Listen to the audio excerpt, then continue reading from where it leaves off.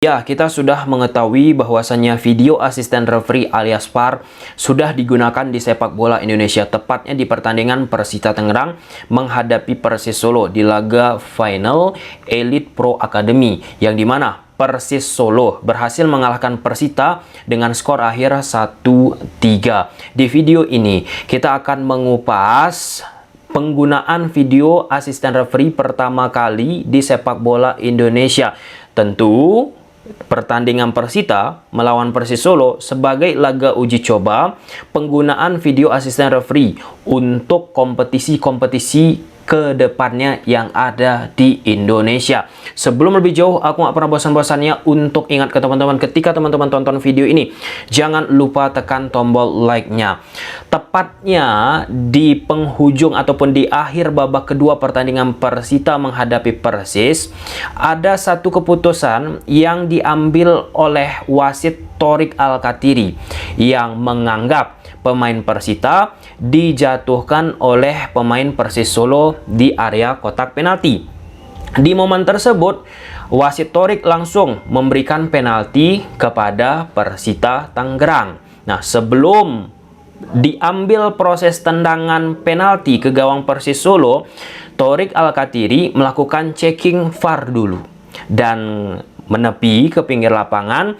Setelah melihat monitor video asisten referee, wasit Thorik Alkatiri menganulir keputusan pertamanya, yang dimana keputusan pertama mengatakan penalti.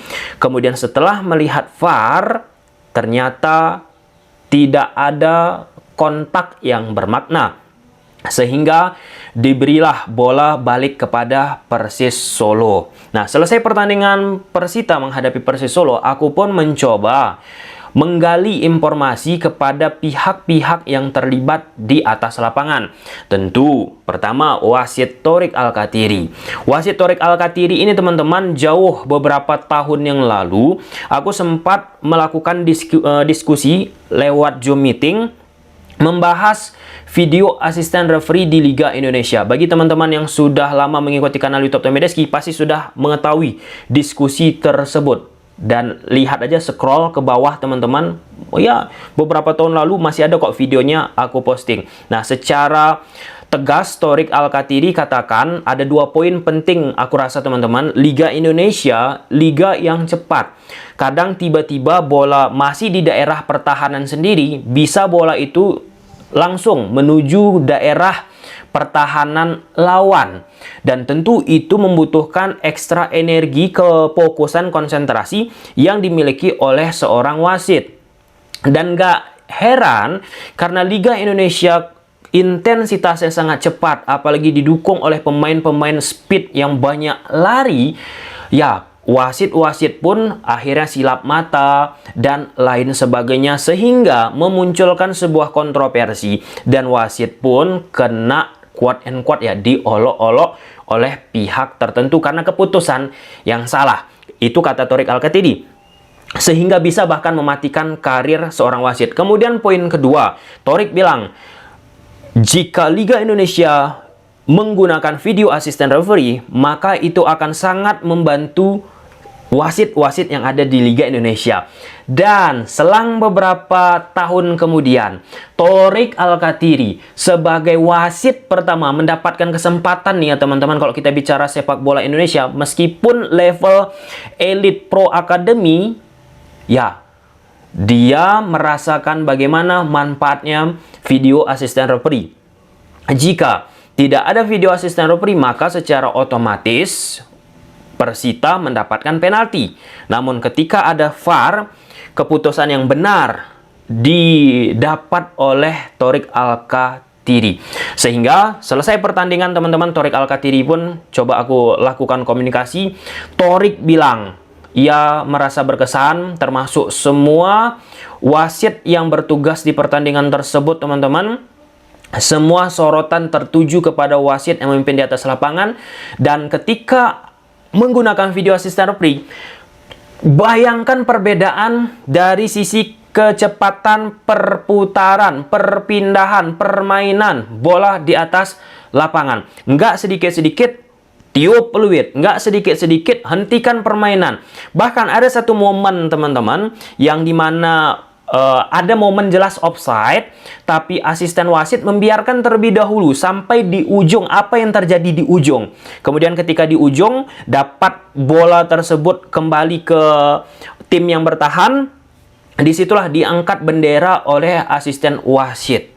Nah, itu kan salah satu tujuannya untuk nanti andai lawan mendapatkan keuntungan dari situasi offside tersebut teman-teman untuk bisa menciptakan gol, itu kan butuh akhirnya penggunaan video assistant referee dalam menentukannya. Nah, jadi wasit-wasit kita pun dibina ini ya, bagaimana law of the game, rules offside ketika adanya video assistant referee. Jadi Thorik Alkatiri bilang berkesan apa yang Thorik rasakan di pertandingan tersebut. Kemudian yang kedua, Thorik bilang ketika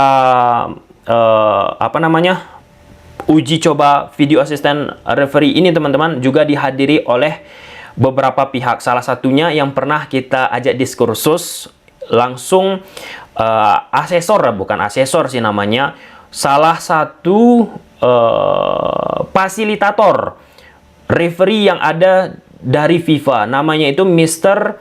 Subhiddin. Nah, beberapa waktu yang lalu kita sudah memposting hasil video wawancara kita. Banyak di situ case-case soal law of the game permainan sepak bola disampaikan oleh Mr.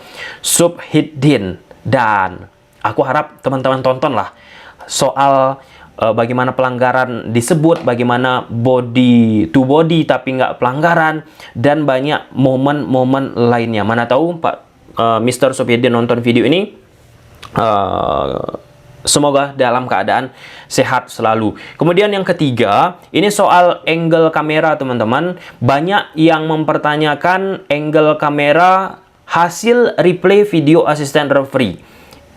Yang pertama teman-teman, setelah aku cari-cari informasi juga bahwasannya kamera di pertandingan final tersebut ini standar FTA teman-teman, free to air yang bisa disiarkan, yaitu 8+2, 8 kamera plus 2 kamera belakang gawang.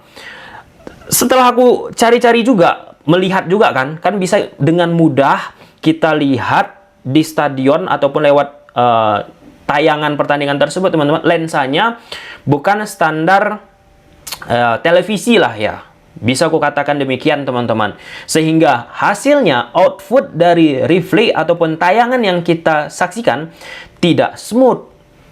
Dan kalau kita bicara kameranya pun tidak banyak angle-angle. Nah, ketika kita bicara tidak banyak angle kamera, 8+2, bisa aku katakan itu nggak begitu banyak teman-teman. Tapi kalau kita bicara standar, sudah standar. Tapi kalau kita bicara, kita komparasikan dengan liga-liga yang ada di elite Eropa, mereka pakai 15, 30, bahkan ya banyaklah puluhan kamera, sehingga wasit pun akan sangat dibantu dengan banyaknya angle-angle kamera di atas lapangan. Nah, contoh di pertandingan Persita menghadapi Persis.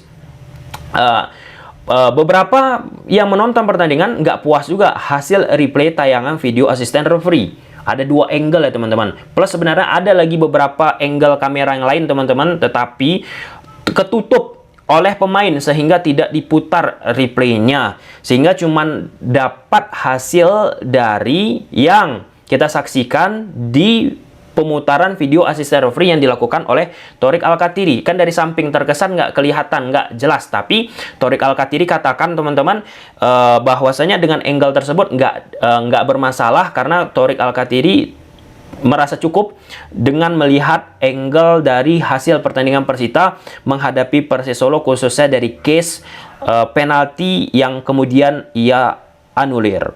Nah, ini yang terakhir teman-teman.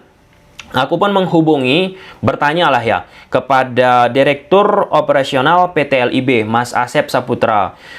Beliau salah satu orang yang dipercaya untuk bisa mengembangkan sistem video asisten referee yang ada di sepak bola Indonesia, khususnya Liga Indonesia. Ada salah satu pertanyaan yang kutanya, apakah ke depannya, bukan ke depannya, soal kamera video asisten referee, angle-angle teman-teman. Ini karena banyak banget yang memberikan masukan di media sosial. Kalau bisa ditingkatkan lagi kualitasnya, bisa nggak di zoom in, zoom out, dan lain sebagainya. Jadi Mas Asep bilang, prinsipnya video asisten referee itu mengikuti kamera tim produksi televisi, bukan tim produksi televisi yang mengikuti video asisten referee. Sekali lagi teman-teman, prinsipnya video asisten referee itu mengikuti kamera tim produksi televisi karena inputannya sama.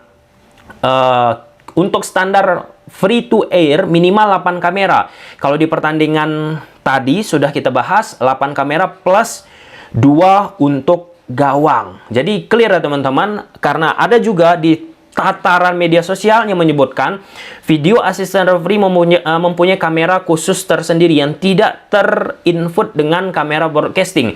Untuk konteks yang terjadi di sepak bola Indonesia di laga uji coba penggunaan VAR teman-teman, itu terinput antara kamera broadcasting dengan video asisten referee. Jadi ingat prinsipnya teman-teman, video asisten referee mengikuti kamera tim produksi TV, bukan video asisten bukan TV yang mengikuti kamera video asisten referee. Oke, sampai sini aja dulu teman-teman videonya. Semoga bermanfaat. Semoga ya ini uji coba penggunaan VAR teman-teman, pasti ada plus minusnya. Next kita harapkan menghasilkan angle-angle yang mempesona dengan kualitas gambar yang mempesona di Liga 1 Indonesia ataupun di Liga Indonesia ke depannya. Oke, gimana menurut teman-teman soal VAR untuk uji coba pertama ini? Ya, ini laga resmi termasuk teman-teman meskipun levelnya Elite Pro Academy. Coba silahkan tulis di kolom komentar. Ya, bye.